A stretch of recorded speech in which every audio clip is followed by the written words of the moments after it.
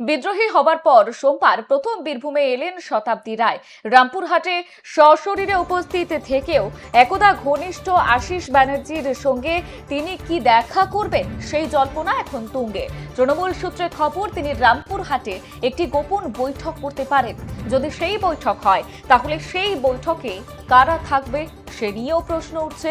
বারুইপুরের নাবালিকাকে ধর্ষণ এবং খুনের ভয়াবহ ঘটনাকে কেন্দ্র করে যখন উত্তপ্ত রাজ্য রাজনীতি, সেই আবহে নিজের অবস্থান স্পষ্ট করলেন বীরভূম লোকসভা কেন্দ্রের তৃণমূল সাংসদ শতাব্দী রায়। সোমবার রামপুরহাটে এক অনুষ্ঠানে যোগ দিতে এসে তিনি বারুইপুর কাণ্ডের তীব্র নিন্দা করার পাশাপাশি প্রাক্তন মুখ্যমন্ত্রী মমতা বন্দ্যোপাধ্যায়ের ওপর পূর্ণ আস্থা প্রকাশ করেন এবং তিনি মমতা বন্দ্যোপাধ্যায়ের সঙ্গে রয়েছেন বলেও জানান। এই মুহূর্তে যখন তৃণমূল দুই ভাগে বিভক্ত হয়ে গিয়েছে, একটা কালীঘাটমুখী এবং অন্যটি দুই রকম তৃণমূলের এই মুহূর্তে যে জল্পনা রয়েছে, সেই প্রেক্ষাপটে দাঁড়িয়ে মমতা বন্দ্যোপাধ্যায়ের সঙ্গে তিনি রয়েছেন এমনটাই জানিয়েছেন তিনি।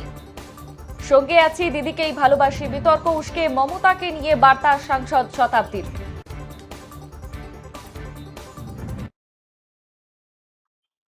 না কোন দিকে আছে? আমি বিধায়ক বিষয়ে আমার কোনো কথা নেই, বিধায়কদের ব্যাপারে আমি জানি না।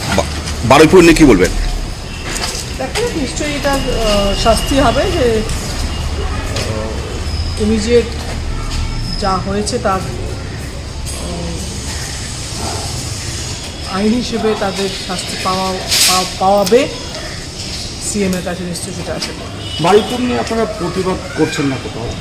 কোথায় কি সবই তো কালকে তো ঘটনাটা ঘটেছে, তাই না? প্রতিবাদে এখন যাই। আজকে বীরভূমে কোনো কর্মসূচি আছে না, আমার এসপির সঙ্গে দেখা আছে। আচ্ছা, দিদির সঙ্গে থাকবেন তো আপনি? মমতা ব্যানার্জির সঙ্গে থাকবেন না? মমতা ব্যানার্জিকে ভালোবাসি, তো মমতা ব্যানার্জির সঙ্গে থাকবেন আপনি? আমাদের তো এখন এনসিপিআই জানো না, নতুন করে পরিস্থিতি অদ্ভুত হবে। না, স্পষ্টভাবে জানতে চাইছি। স্পষ্ট হবে কি? এনসিপিআই জানা যায় না, স্পষ্ট আবার কি? সে অস্পষ্ট। তাহলে দিদির সঙ্গে নেই? দিদির সঙ্গে আছি, দিদিকে ভালোবাসি।